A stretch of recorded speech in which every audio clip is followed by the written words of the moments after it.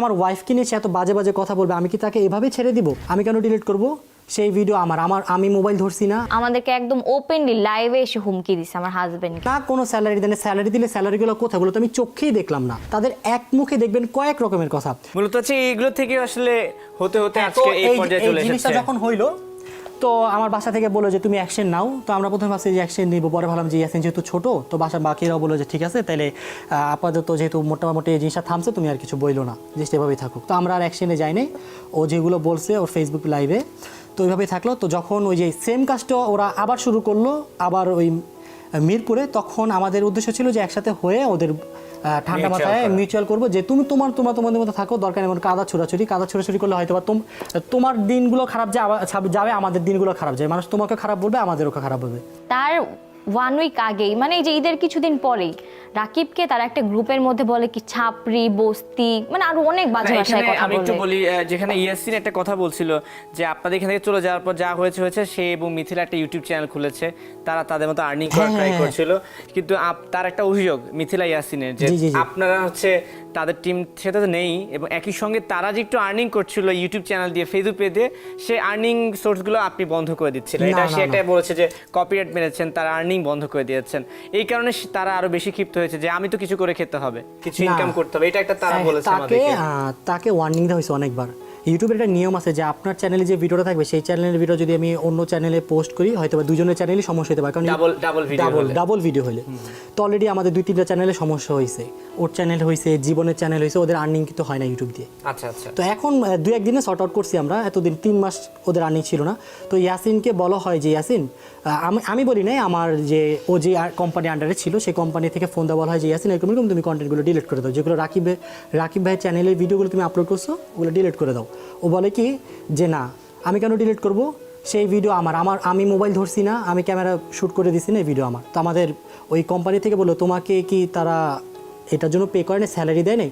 বলছে না কোনো স্যালারি দেয় না, স্যালারি দিলে স্যালারিগুলো কোথায় বলো তো? আমি চোখেই দেখলাম না। আমার কথা হচ্ছে আমার কাছে তো প্রতি মাসে যে স্যালারি দিতাম সেটা ডকুমেন্টস আছে, তার পাশাপাশি তাদের কয়েকটা ভিডিওতে দেখবেন কিন্তু তারা বলছে আমি তাদের একটা স্যালারি দিতাম। তো আমি যদি স্যালারি না দিতাম তাদের মুখে এই কথাটা কীভাবে আসলো? তাদের এক মুখে দেখবেন কয়েক রকমের কথা। তো তারা কন্টেন্টগুলো ডিলিট করলো না, একের পর এক এরকম করে যাচ্ছিলো মিথ্যাচার। তো আমার কথা হচ্ছে আমার ওয়াইফকে নিয়ে সে এত বাজে বাজে কথা বলবে, আমি কি তাকে এভাবে ছেড়ে দিব? মানে আসলে তখন থেকেই আরো বেশি এটা হয়েছে, এবং এই জন্য আপনি তার চ্যানেলের বিরুদ্ধে একটা অ্যাকশন নিয়েছেন। আমি একটা অ্যাকশন নিয়েছি যাতে সে আইসা পরিবারের সাথে একটা মিউচুয়ালে আসে বা সরি বলে বা যেভাবে হোক, তাহলে আমি তার স্ট্রাইকগুলো ব্যাক নিয়ে নিব। বাট সে এটা না করে সে আরো বাজে বাজে ভাষায় আমাদেরকে একদম ওপেনলি লাইভে এসে হুমকি দিছে আমার হাজবেন্ডকে। এটা তো লাইভ দেখছেন, লাইভের পাশাপাশি আমাদের আত্মীয় স্বজনদেরও ফোন দিয়ে গালাগালি করতেছিল, যে জায়গায় মিউচুয়াল না করে আরো গালাগালি করতেছিল। ঠিক আছে, এখন আমি একটু বলতে চাই, কারণ অনেক কথা বলেন, আসলে অনেক কথা হয়ে যায়। এখন তো মামলাও হয়ে গেছে, আপনারাও আসামি হয়েছেন আমি যদি বলতে পারি, এবং আপনাকেও আসামি করা হয়েছে আগের একটি মামলায়। তো এখন তো এটা বড় হয়ে যাচ্ছে, সলিউশন কোথায় আসলে আপনাদের পক্ষ থেকে? এখন আমি যেটা বলি, ইয়াসিন আমার নামে বর্তমানে একটা মিথ্যা অভিযোগ করেছে, মামলা না মিথ্যা অভিযোগ। মিথ্যা অভিযোগটা কি? সে বলছে আমি নাকি তার চ্যানেলে ফেক স্ট্রাইক মারছি। আমি তার চ্যানেলে কোনো ফেক স্ট্রাইক দিইনি, আমি তাকে লিগ্যাল স্ট্রাইক দিছি। ইউটিউব এতটা বোকা না, আমি যদি কাউকে ফেক স্ট্রাইক দিই, ফেক স্ট্রাইকের কারণে কি তার চ্যানেল সাসপেন্ড হয়ে যাবে? তাহলে তো আমার চ্যানেল একটু পরপরই সাসপেন্ড হইতো। আপনার মতে কি ইউটিউব কি এতটাই বোকা? আচ্ছা ঠিক আছে, এখন হয় কি আসলে যে বড় তার উপরে আসলে দোষটা একটু বেশি আসে, যেহেতু আপনার ইউটিউব চ্যানেলে অনেক সাবস্ক্রাইবার এবং আপনাকে অনেকেই চিনে, হয়তো এই জন্য আপনার কাঁধে দোষের পাল্লাটাও বেশি আসে, কারণ আপনার বিরুদ্ধে অভিযোগ আরও আছে। আপনি যদি অনুমতি দেন আমি একটা ছোট্ট ক্লিপস আপনাকে দেখাতে পারি। আমাদের কাছে একটা ভিডিও এসেছে আপনার এখানে, সেটা হচ্ছে সেটা বলা হচ্ছে এরকম যে মানে যখনই কেউ আপনার টিম থেকে চলে যায় বা সমস্যা হয়, তখনই হচ্ছে আপনি হয়তো বা তাদেরকে একটু টর্চার করবেন সামথিং কিছু, একটা কিছু ক্লিপস আমাদের কাছে এসেছে, আমাদের সময় টিভির কাছে। এখানে পুরো ভিডিওটা নেই, তবে এই ধরনের ভিডিওগুলো নিয়ে আসলে এখানে এইটা হচ্ছে আরো 2 থেকে 3 বছর আগের একটা ক্লিপ। এই ধরনের অভিযোগ আপনি দেখবেন যারা আমার টিম ছেড়ে গেছে তাদেরকে আমি বের করেছি, দেখে তারা নিজের থেকে গেছে। আর তারা যাওয়ার পর তারা সোশ্যাল মিডিয়ায় কি করে আপনারা জাস্ট দেখবেন। আমি কিন্তু তারা আমার টিম থেকে যাওয়ার পর কিন্তু আমি তাদের ব্যাপারে তেমন কথা বলি না বা আমি চুপ থাকি, বাট তারা যাওয়ার পর 1 দিন পর 2 দিন পর সব জায়গায় যায়, যে আমার নাম নিয়ে উল্টাপাল্টা কাজ করে। আর আপনি যে ক্লিপটা দেখেন এটা কিন্তু অনেক আগের, কারণ সে আমার ফ্যামিলি নিয়ে উল্টাপাল্টা কথা বলছে। আপনার ফ্যামিলি উল্টাপাল্টা কথা বললে আপনি তো একটু রাগ হবেন। আচ্ছা, সেটা হচ্ছে যে অনেকেই তো মানে আপনি যেহেতু বাংলাদেশে অনেক সবচেয়ে বড় ইউটিউব কন্টেন্ট ক্রিয়েটর, প্রায় 1,44 লাখ সাবস্ক্রাইবার, আরও অনেকেই আছে, কিন্তু মানে সবার মধ্যে একটা কেন জানি আপনাকে নিয়ে খুব রাগ আছে যে আপনার সঙ্গে আসলে অন্য কন্টেন্ট ক্রিয়েটরদের যেরকম একটা বন্ডিং আছে সে তুলনায় আপনার সঙ্গে দূরত্ব। অন্য কোনো কন্টেন্ট ক্রিয়েটরের সঙ্গে আপনার কোনো কথাবার্তা নেই এমনকি না আচ্ছা, এমন নাকি আমি- হয় যে দেখা হলে নাকি আপনি কথা বলেন না না, আমি- আপনারা দূরে চলে যান আমি একটা ভাব নিয়ে অ্যাটিটিউড নিয়ে থাকেন এইটা যদি একটু ক্লিয়ার করতেন প্রথমত বলি আমার সামনাসামনি কিন্তু কারোর সাথে তেমন দেখা হয় না, কারণ আমি সবসময় নিজের কাজ নিয়ে ব্যস্ত থাকি। আমার কন্টেন্টগুলো দেখবেন আমি সবসময় আমার ফ্যামিলির সাথে থাকি, ফ্যামিলি নিয়ে টাইম স্পেন্ড করি, যতটুকু সময় পাই আমি কন্টেন্টের পিছনে সময় দিই।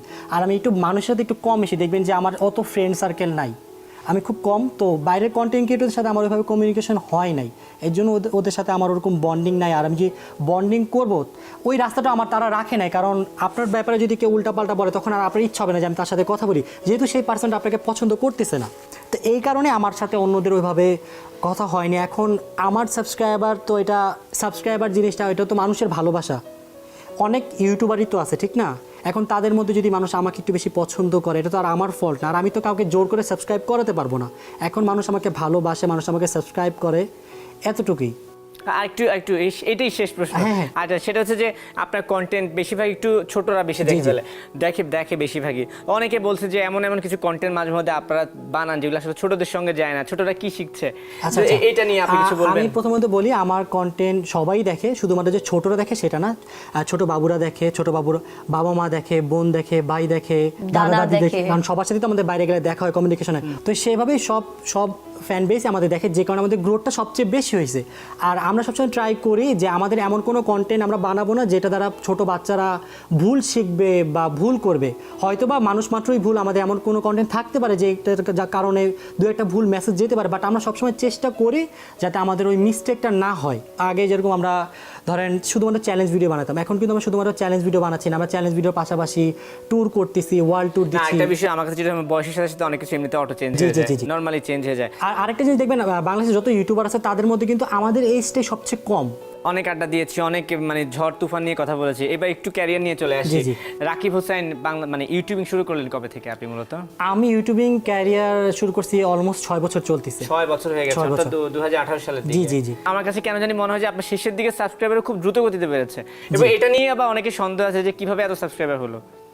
না, এটা নিয়ে কিন্তু আমি কথা শুনেছি, আচ্ছা, আচ্ছা, হ্যাঁ, লাস্টের অনেকেই দিকে যে বলে। খুব দ্রুত গতিতে সাবস্ক্রাইবার বলে, এটা নিয়ে অনেকে সন্দেহ আছে যে রাকিবের সাবস্ক্রাইবার এত দ্রুত আসলে কিভাবে বাড়ছে, এখানে কি অন্য কিছু আছে নাকি? আমি বলি, আপনি যদি আমার আগের কাজ করার মাত্রা আর এখনের কাজ করার মাত্রা দেখেন তাহলে আকাশ পাতার পার্থক্য। আগে আমি মাসে একটা দুইটা ভিডিও আপলোড করতাম, বাট এখন আমি চেষ্টা করি কি একটু বেশি অ্যাক্টিভ থাকি। আর আগে ধরেন মাসে একটা দুইটা দিতাম, বাট এখন মাসে এমন হয়েছে আমি 5টা 6টা 10টা ভিডিও আমি বানাই ফেলি। আচ্ছা, যত বেশি কন্টেন্ট হয় তত সাবস্ক্রাইবার রেটটা বাড়ে। হ্যাঁ, ডে বাই ডে মানুষ আমাকে দেখতেছে, আমার চ্যানেল বড় হচ্ছে। আগে ধরেন Attachment reach বাড়ে। আমার ধরেন আগে আমাকে 2 জন দেখতে, এখন আমাকে 4 জন দেখে। তো এইভাবে ডে বাই ডে যখন আপনি 20 জন দেখবে তখন ওই 20 জন আপনাকে আরো 20 জনকে বলবে। তো এই কারণে আমার সাবস্ক্রাইবারটা ডে বাই ডে আরো বেশি বাড়তেছে। আর রিসেন্টলি দেখবেন যে অনেকে যখন আমার 10 মিলিয়ন সাবস্ক্রাইবার হয় আমাকে নিয়ে অনেক সমালোচনা করে। তো এই সমালোচনার কারণে অনেকে ভাবে যে কে এই ছেলেটা, একটু দেখি, যারা আর কি চেনতো না। তো তারা যখন আমার চ্যানেলে গেছে তারাও আমার কন্টেন্ট পছন্দ করা শুরু করলো। তখন আমার 1 মাসের মধ্যে 3 মিলিয়ন সাবস্ক্রাইবার বাড়ে, অলমোস্ট 30 লাখ। 1 মাসে 30 লাখ অলমোস্ট।